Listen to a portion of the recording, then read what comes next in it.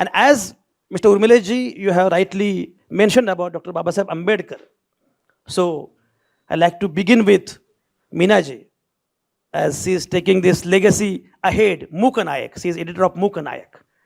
In 1920, Babasaheb started Mooknayak. आणि मुद्दाम सांगतो, मूकनायकच्या शिरोभागी जयदेव डोळेसर बाबासाहेबांचा अभंग होता. काय करू आता धरून या भीड, निशंक हे तोंड वाजवले. 1920 ची गोष्ट आहे. मूकनायक सुरू झालं. She is editor of Mooknayak. So will begin with Mooknayak. What is the legacy and why this name? यही नाम क्यों रखा आपने और ये लेगेसी क्या है? Thank you. पहले तो मुझे यहाँ बुलाने के लिए और अपनी बात रखने के लिए बहुत बहुत शुक्रिया.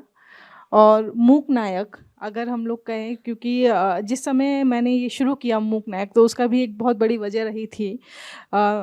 बड़ी मीडिया में काम कर चुके थे और आप जानते हैं कि दलितों को रखा नहीं जाता, और रखा जाता है तो बोलते हुए दलित को तो बिल्कुल नहीं रखा जाता. तो मीडिया में वही वजह रही. और फिर मीडिया से, क्योंकि मेन स्ट्रीम तो नहीं, इंटरनेशनल मीडिया में काम किया है. इंटरनेशनल मीडिया में बाहर का रास्ता दिखा दिया गया. और जब इंडियन मीडिया की हम लोग बात करें तो वहाँ अप्लाई किया तो वहाँ पे किसी ने रखा नहीं. बताया ना, जैसे दलितों को तो रखा ही नहीं जाता है, और ऊपर से फिर वो बोलते हुए दलितों को तो नहीं रखा जाता, क्योंकि सोशल मीडिया पे मैंने लिखना बोलना शुरू कर दिया था उस समय तक. और अल्टरनेटिव मीडिया भी था, तो अल्टरनेटिव मीडिया ने भी कहा कि हम लोग फ्रीलांस तो काम कराएंगे लेकिन रखेंगे नहीं, क्योंकि बजट नहीं है हमारा. तो बजट वाला इशू आ गया था उनके साथ. तो पता नहीं वो कितना सच था. तो काफ़ी जगह काम किया, फ्रीलांसिंग काम किया, कई लोगों के लिए फ्री में भी काम किया, लेकिन फिर भी अपने मन का नहीं कर पा रही थी. और जनवरी का ही समय था, बहुत गुस्से में भी थी उस समय मैं, क्योंकि मैं अपने मन का काम नहीं कर पा रही थी. जो स्टोरीज़ मैं करना चाहती हूँ वो कोई लेता नहीं था. तो मुझे लगा जब मेहनत ही करनी है तो क्यों ना अपना शुरू किया जाए. तो बहुत सारे नाम सोचे, और उस समय फिर, क्योंकि जनवरी का समय था और 31 जनवरी आप लोग जानते हो, तो 31 जनवरी 1920 में ही डॉक्टर बाबा साहेब ने मूकनायक शुरू किया था. तो मुझे लगा कि सही समय है, तो क्यों ना फिर से एक मूकनायक शुरू किया जाए.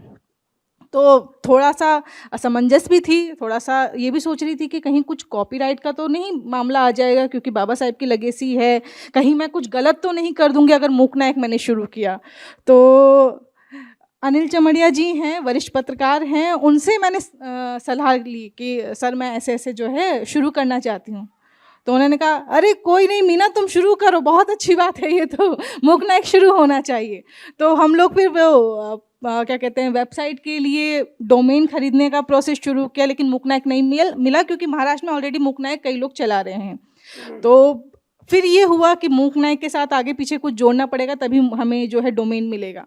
तो फिर हमने सोचा दा का आजकल बहुत ज़्यादा ट्रेंड है, हर चीज़ में दा लग रहा है, तो हम लोग क्यों ना लगा देते हैं. तो फिर मैंने उनको कॉल करके पूछा कि हम लोग दा लगा रहे हैं, कहीं इसमें तो कोई दिक्कत नहीं हो जाएगी. तो उन्होंने कहा नहीं, दा लगाने से ये हो जाएगा कि ये वही मूकनायक है जो बाबा साहिब ने शुरू किया था. तो इस तरह से हमने मूकनायक शुरू किया. और मुझे लगा 1920 में जिस वजह से डॉक्टर अंबेडकर ने शुरू किया था, वही वजह आज भी ज्यों की त्यों ही है. दलितों को वो स्पेस नहीं मिलता मीडिया में, और मिलता है तो एडिटर तो है ही नहीं.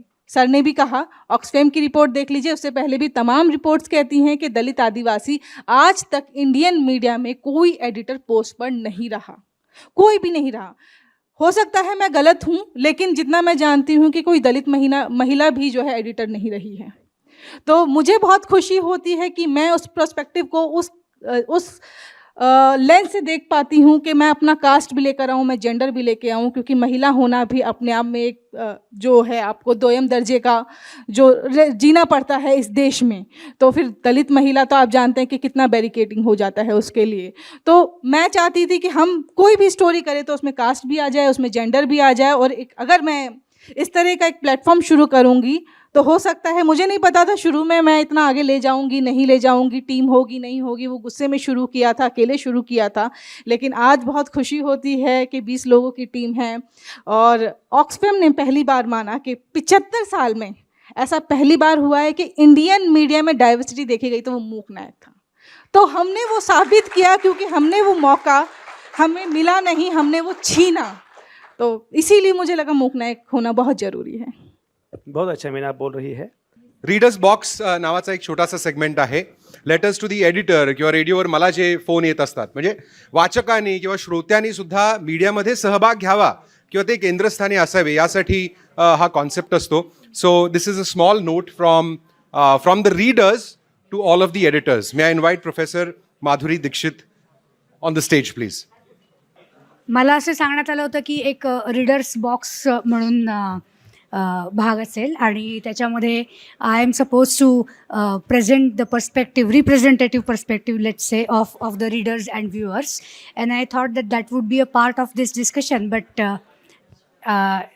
it seems that they have separated these two things. But I would just keep my points in front of all of you. I just wanted 3 or 4 things to be discussed during this panel. पहिलं असं होतं की एक भाग असा आहे की सगळं काही आयतं मीडियामधनं मिळणं ही रीडर्सची अपेक्षा आहे का आणि तसं मीडियाला वाटतं आहे का. आणि मला असं म्हणायचं होतं की आम्हाला सगळं काही रेडीमेड हवं असं ॲब्सोल्युटली नाही आहे. But somewhere reading between the lines हे जे स्किल आहे त्या स्किलचं एडिटर्स काय विचार करतात. म्हणजे you keep the reader inform that is all right but not so inform that you present a readymade opinion to the reader. Let the reader he or she make his or her own opinion. आणि म्हणून reading between the lines हे skill slowly develop होणारं आहे. तर ते कसं डिव्हेलप करता येईल याच्याविषयी काही विचार न्यूज रूममध्ये आणि एडिटर्सच्यामध्ये होत असतो का, हा एक महत्त्वाचा मुद्दा आम्हाला इथे खरं तर रेज करायचा होता. आणि ते अशासाठी सुद्धा की आपल्याला सगळ्यांना जाणीव आहे याची की आपण वाचू शकत नाही जसं आपण पूर्वी वाचायचो. बहुसंख्य लोक वाचण्यापासून खूप लांब गेलेले आहेत आणि त्यामुळं वाचण्यातनं आणि बघण्यातनं या 2 प्रक्रियांमधनं जे काही मनामध्ये निर्माण होत असतं ते काय स्वरूपाचं असावं. I wanted to raise another point which was about the word as text and image.